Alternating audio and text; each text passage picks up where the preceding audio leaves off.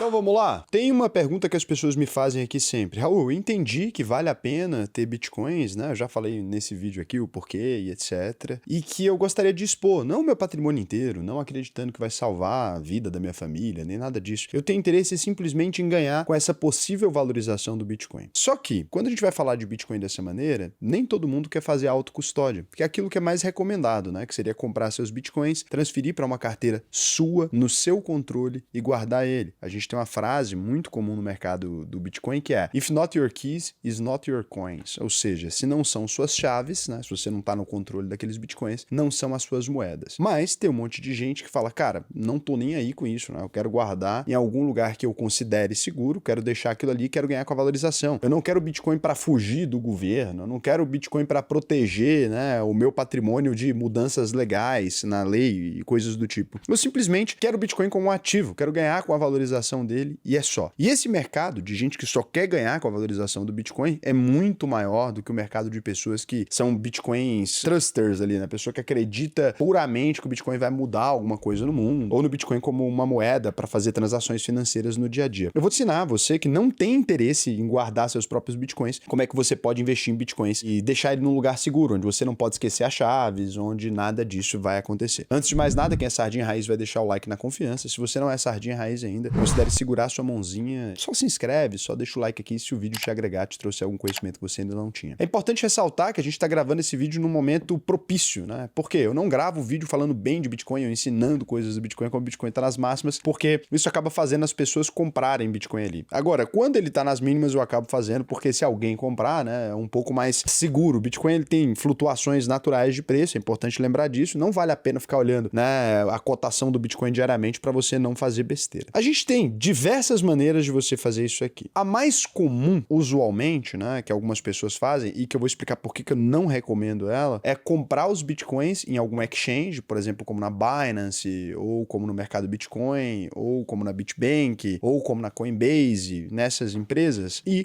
a pessoa deixa aquilo ali no saldo. Analisando a história do Bitcoin, a gente tem bons motivos para não fazer isso, né? Quando você tinha a FTX, a MTGOX, eram empresas tão relevantes quanto a Binance naquele período lá atrás. E elas simplesmente sumiram do mapa de repente, deram calote em milhões de investidores que tinham contas abertas lá, que nunca mais conseguiram ver esse dinheiro. Isso porque essas empresas muitas vezes operam com alavancagem, operam com risco desmedido, elas fazem algumas vezes backup desses Bitcoins de forma mal feita, algum proprietário pode falecer, isso já aconteceu também, coloca aqui o proprietário, dono de corretora de Bitcoin que morreu e não deixou as chaves com ninguém, e a corretora foi pro pau. Então, existem diversos motivos pelos quais eu não recomendo. Essas empresas têm pouco tempo de história, né? O Bitcoin existe desde 2008 e elas só podem existir desde essa data. Então, elas têm pouco tempo de história, muitas vezes foram criadas por entusiastas da tecnologia, mas pessoas que não têm conhecimento de mercado financeiro prévio, então eu acho mais arriscado. Significa que você não pode usar a Binance para comprar Bitcoins? Claro que não, tá? Inclusive, recomendo fortemente que você use a Binance para comprar seus Bitcoins e fazer ali transferência depois para outro lugar. Acho muito legal, acho uma empresa excelente, tem as melhores taxas, é muito boa. A Coinbase também muito competitiva no mercado. O mercado Bitcoin já é um pouquinho menos competitivo porque tá no Brasil, tem que seguir a regulação daqui, mas cara, bem competitivo também, bem interessante. Foxbit, etc. Todas essas empresas são empresas muito boas para você comprar o seu Bitcoin, etc. Agora, deixar lá eu não recomendo por conta desse histórico. Raul, eu confio plenamente na Binance, né? Tem todo o histórico, para mim tá bom.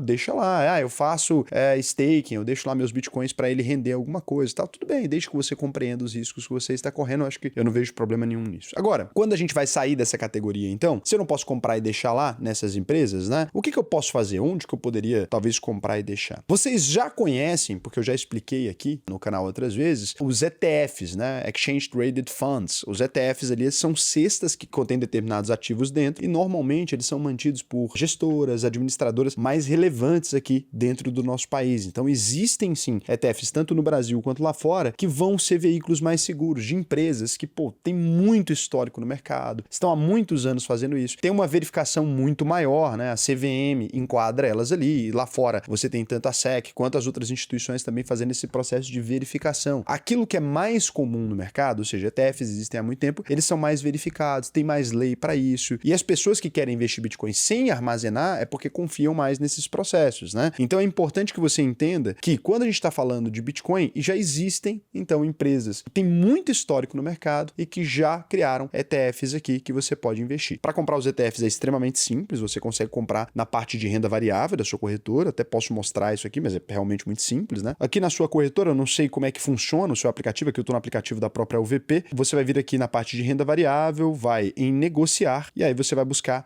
por exemplo, a palavra, o ETF, né, QTBC11, esse código no final, e aqui, ó, QTBC11, QR Bitcoin aqui, você tá com ele à venda aqui por R$20,97, é só clicar em comprar e você vai conseguir comprar. Para você comprar um ativo de renda variável, você precisa estar com um perfil de risco considerado agressivo. Então, se você não tiver com perfil de risco agressivo, vai aparecer uma mensagem na sua corretora que você está desenquadrado do perfil de risco. Aí você precisa responder aquele questionário novamente, respondendo perguntas que você tem compreensão, que você entende os riscos, que você está fazendo investimentos para longo prazo e assim, que você tem conhecimento de trade, de swing trade, blá blá blá, para que a sua corretora libere isso para você, tá? Não tem como a corretora liberar a compra de um ETF, seja ele qual for, se você não tiver com perfil de risco adequado, ou seja, você está comprando um ativo mais arriscado, lembra disso. Raul, mas o formulário de risco da B3, né, é muito antigo, tá? Sim, mas é verdade que tem que fazer, né? Então é esse o processo. Quando a gente vai olhar o QTBC11 e a outra opção que a gente tem aqui no Brasil, o BITH, né, são 2 ETFs aqui, eu vou no site da ETFs Brasil aqui, né, que é da Teva. Você tem aqui 478 milhões de patrimônio líquido no QBTC, né, e você tem aqui 0,70% de taxa de administração total. O que significa isso? Se você tem 100 mil reais por ano, eles vão te cobrar, por exemplo, investido ali, você tem 100 mil reais, eles vão te cobrar 0,70% em cima de todo o patrimônio investido ali. Essa é uma taxa de administração de R$700. Isso é natural de todos os ETFs, eles cobram uma taxa de administração. É no fluxo, você nem percebe, não chega a diminuir o seu dinheiro, né? É cobrado em cima do patrimônio do fundo ali, você não vai perceber isso aqui nunca, mas é uma taxa que existe escondida ali dentro, é normal, não tem nada demais. A única questão é que ETFs de Bitcoin historicamente tem essa taxa um pouco mais alta. Então, o que ele faz aqui? Ele vai acompanhar, né, o desempenho do CF Bitcoin Reference Rate, né? Ou seja, ele vai seguir o preço do Bitcoin em dólares americanos, e é basicamente isso. Então, o que ele está fazendo aqui? Seguindo o preço do Bitcoin em dólares americanos, ele vai basicamente comprar os Bitcoins aqui com a maior parte do patrimônio, né? Vê aqui, ó, Bitcoin, o ativo, 98,53% da cesta é Bitcoin. Ele tem um pouquinho de LFT, ou seja, Tesouro Selic para rebalancear a carteira, o dinheiro de investidores novos, alguma coisa assim. Um pouquinho em hedge de Bitcoin aqui, para alguma estratégia deles aqui, e outro 0,21, ou seja, a maior parte disso aqui, quando você está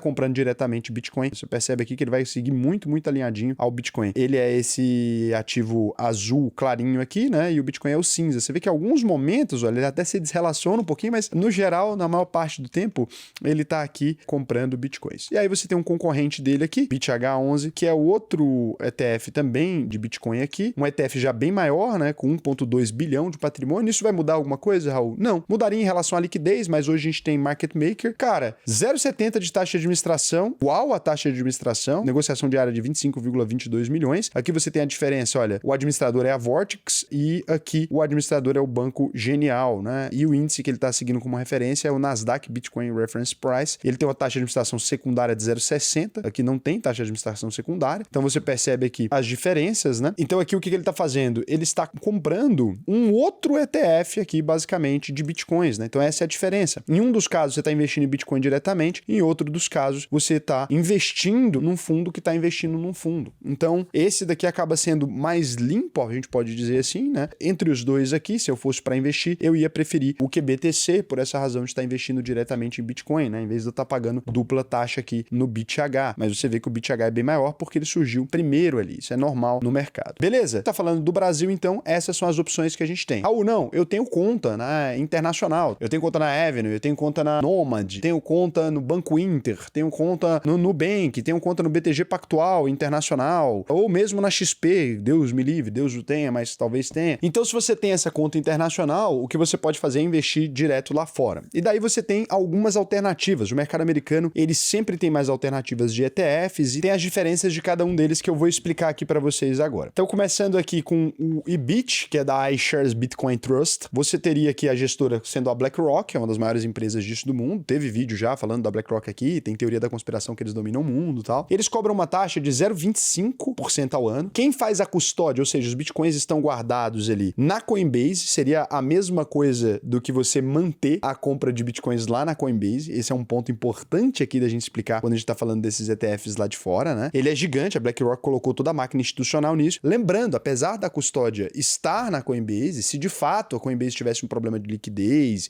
e alguma coisa desse tipo, muito provavelmente por usar a marca da BlackRock, etc., ela acabaria arcando, né, com esses problemas. Então, é possível considerar que a BlackRock, ela tomou o cuidado de escolher uma empresa listada em bolsa por ter mais auditoria e etc., e você tem aqui uma liquidez muito interessante. Então, o que a gente pode dizer no mercado financeiro, a gente tem uma palavra quando a gente fala o padrão, a gente usa o default. Então, você pode dizer que ele é o default institucional. Se você quer colocar Bitcoin na carteira de uma empresa, alguma coisa, usualmente vão se usar o IBIT, ele cobra uma taxa de 0,25% ao ano, bem mais barato que os ETFs brasileiros, né? Você percebeu? Ah, Raul, mas eu vou pagar o spread, etc. Sim, só que o spread você paga uma vez para enviar o dinheiro e a partir daquilo ele fica rendendo. E de fato, você vai ter o spread do dólar e tal. Então, vai ficar mais caro a compra, mas você está investindo diretamente lá fora. A Grayscale Bitcoin Trust, né? Você tem aqui o BTC, ele é uma alternativa nova, mais barata, também na custódia da Coinbase, mesmo nível de segurança, só que sem uma gestora tão grande por trás. Então, você não tem aqui uma BlackRock da vida, que tem a marca dela em risco e os clientes dela em risco aqui, que num caso de quebra ou de problema com a Coinbase, ela teria algum tipo de preocupação. Então, ele é o filho mais novo aí, né, da Grayscale. Ele veio de uma conversão do GBTC por ele agora. É uma tentativa muito boa de recuperar o mercado, estão cobrando 0,15%. Aí você tem o Bitwise, né, Bitcoin ETF, BitB, que é 0,20, mesma coisa, custódia da Coinbase, todo mundo. Aí você tem o ARK21 Shares Bitcoin ETF, ele vai cobrar aí 0,21%, né, e a 21 Shares é muito famosa também. Você tem aqui uma opção muito interessante também com custódia da Coinbase. Aí você tem o Fidelity Wise Origin, que vai ser realmente o único, talvez, diferente aqui. FBTC, ele tem nele. É uma custódia da própria Fidelity, que é uma empresa gigante de investimento lá fora. 0,25% de taxa de administração ao ano. Institucional clássico, marca muito forte também. Você consegue comprar lá fora. Essas alternativas são todas alternativas americanas ali que você tem, muito boas, muito estratégicas, muito legais que você pode comprar lá fora. Raul, então, você indica uma dessas alternativas? Tem outra alternativa no Brasil, extremamente interessante também. Existem algumas alternativas que você compra Bitcoin fake em algumas plataformas de investimento brasileiras. Algumas pessoas gostam dessa alternativa. Então, tem plataforma que vende, por exemplo, você vai manter, acho que é o Banco Inter que faz isso. Eu não me recordo agora e não estou pesquisando, mas posso dizer isso para vocês. Você compra ali um ativo que você não pode sacar. Se você quiser, não é Bitcoin de verdade, você não pode sacar para sua carteira, mas vai ter a rentabilidade ali, coin na carteira e tal, você vai conseguir ver ele ali. Tem uma alternativa brasileira que a gente tem lá na UVP, a gente conseguiu isso graças à nossa parceria com o BTG Pactual. Você consegue literalmente comprar bitcoins por dentro de um bancão. Essa é uma alternativa que muita gente tem achado legal. Muitas pessoas até que nem gostam tanto do BTG e tal, têm achado essa alternativa legal, porque você pode comprar na Binance, por exemplo, ou você pode comprar na Coinbase por um valor até mais baixo e você pode transferir para a plataforma do BTG. Eles permitem a compra por lá agora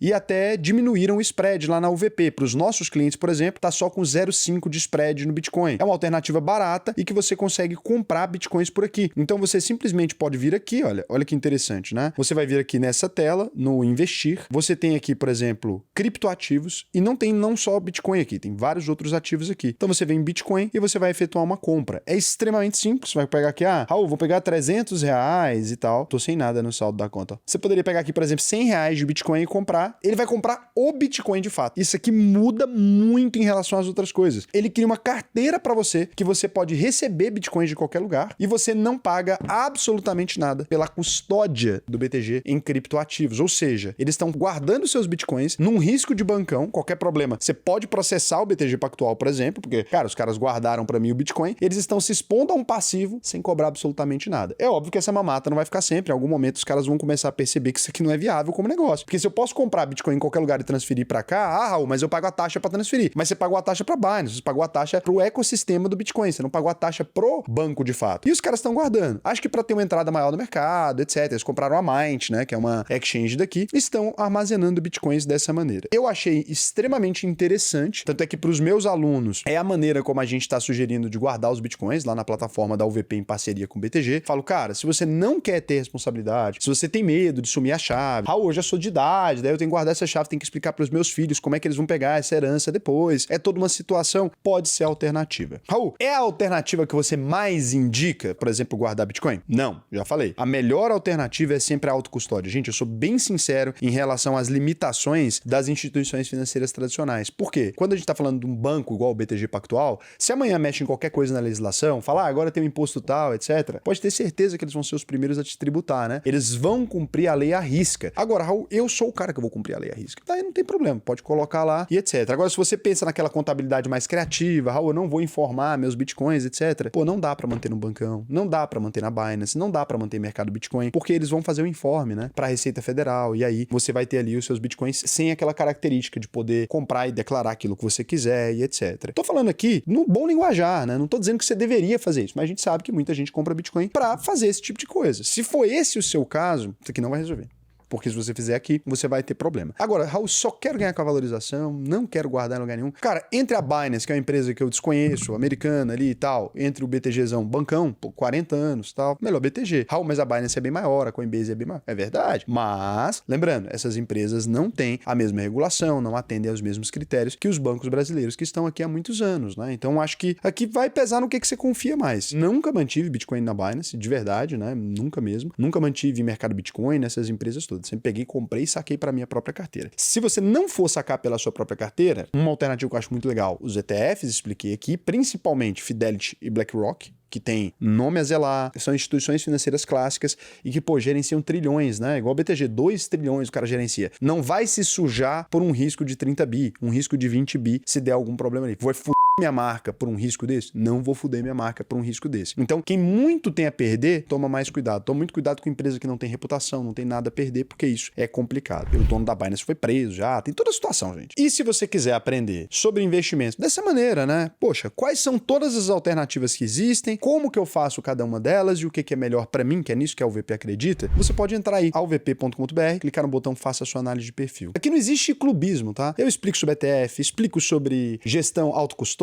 explico sobre investimento stock picking, que é selecionando suas próprias ações, explico sobre investimento no Brasil, explico sobre investimento internacional. Cada classe de ativo e cada tipo de ativo tem um perfil, tem uma pessoa que é melhor. Não adianta você querer que, mas o Bitcoin é só autocustódia, o resto é nada. Tudo bem, né? Tem gente que tem 40, 50 anos de idade, ou mesmo tem 20 e não confia nesse tipo de coisa. Eu quero ter 1%, 2% do meu patrimônio em Bitcoin, não quero correr esse risco. Cara, tem espaço para tudo, né? Tanto é que tá aí bilhões de reais dentro desses ativos. E lembrando da garantia da UVP, se você preencher o questionário aqui, entrar, né, e não aprender a investir. Além de receber acesso à nossa plataforma que faz aluguel de ativos, reinvestimento de dividendo automático, tudo isso você tem acesso, tá? Você ainda tem o seguinte, esse selo aqui, ó, o selo de garantia da UVP. O que isso significa? Você entrou na UVP e não aprendeu a investir, eu devolvo 100% do seu dinheiro. E isso é aqui, ó, estável. E isso aqui, desde que a gente criou a escola, pode voltar 2, 3 anos atrás, você vai me ouvir falando a mesma coisa, e a gente nunca teve alguém que foi lá no Jus Brasil ou num Procon na vida, processou, falou, olha, não é verdade, não cumprem isso aí. Então a gente cumpre o acordo, e isso é muito bacana. Não tem letra miúda, não tem nada, não tem condicionais. Tem muita gente que tenta copiar o modelo de garantia da UVP, mas, pô, o cara escreve 300 condições aqui, se isso, então não tem garantia, cara. Se eu preciso escrever 300 coisas pra te dizer, pra te ofertar uma garantia, ou preciso colocar um bloco de letra miúda embaixo, né? Enquanto eu tô falando, é porque a garantia não existe. Acho que é isso que a gente precisa deixar claro. E a diferença, porque algumas pessoas me perguntam, qual que é a diferença da UVP? Tá aí, cara. É isso. Esse é um grande diferencial, né? A qualidade mesmo, que faz com que a gente possa oferecer coisas muito interessantes. Bom, eu tinha pedido pros membros aqui do canal algumas dúvidas que eles quisessem que eu respondesse. Então aqui agora a gente vai mudar um pouco o tema, mas talvez você goste. Então fica aí, né? Eu sei que às vezes é melhor fechar o vídeo, mas você pode ver aqui se você quiser. Para quem recebe semanal, investe semanalmente, o Black Mr. Dan. Cara, dizem os melhores estudos que quanto mais você quebra os aportes, né, você tende a ter um preço médio mais adequado ao mercado. Ou seja, menos flutuação, mais coisa assim.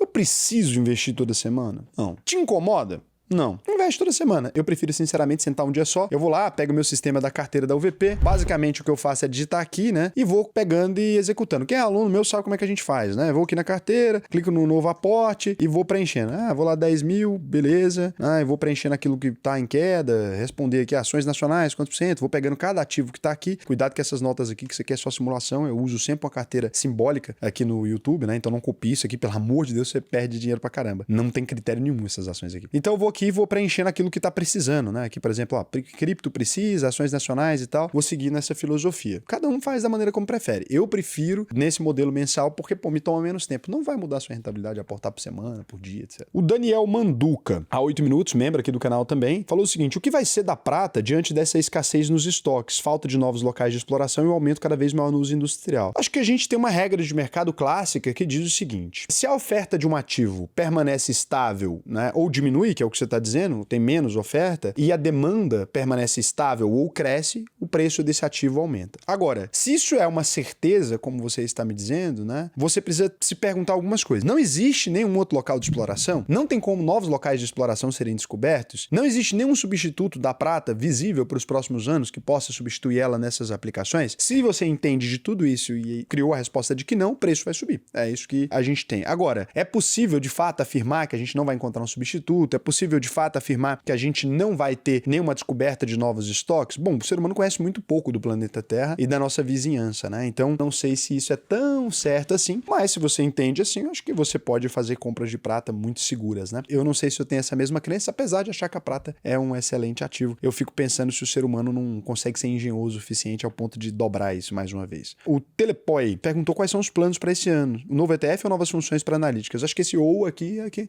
a gente tem sempre novas funções na analítica. No ano passado a gente teve várias novas. A gente pode ter novas funções também no ETF aí. Então acho que tem muita coisa nova que pode acabar vindo aí para esse ano. O Augusto Favi falou: vejo você comentar muitos dos seus acertos, mas queria saber qual o pior investimento que você já fez, seja na bolsa de valores ou fora dela. Caramba, cara, o pior é até difícil enumerar. Eu já fiz muitos investimentos muito ruins, assim. Eu já falei para vocês do meu começo na bolsa, BBAS3 e Eletropaulo. Não que os ativos fossem ruins, mas eu vendi pelas razões erradas. Já contei essa história várias vezes. Olha, já fechei muita empresa. Já falei aqui. A história da Brainship, uma empresa que eu fechei. Já investi em muitos mercados que eu deu dinheiro durante um tempo, depois não deu. Já montei empresa de caneca, de camiseta. Cara, o que eu mais tenho é erro. Acho que eu já fiz várias vezes mostrando. Dezenas de empresas que eu quebrei. Na bolsa, eu tive poucos erros, assim, porque, cara, eu não compro porcaria. Então, eu sou um cara muito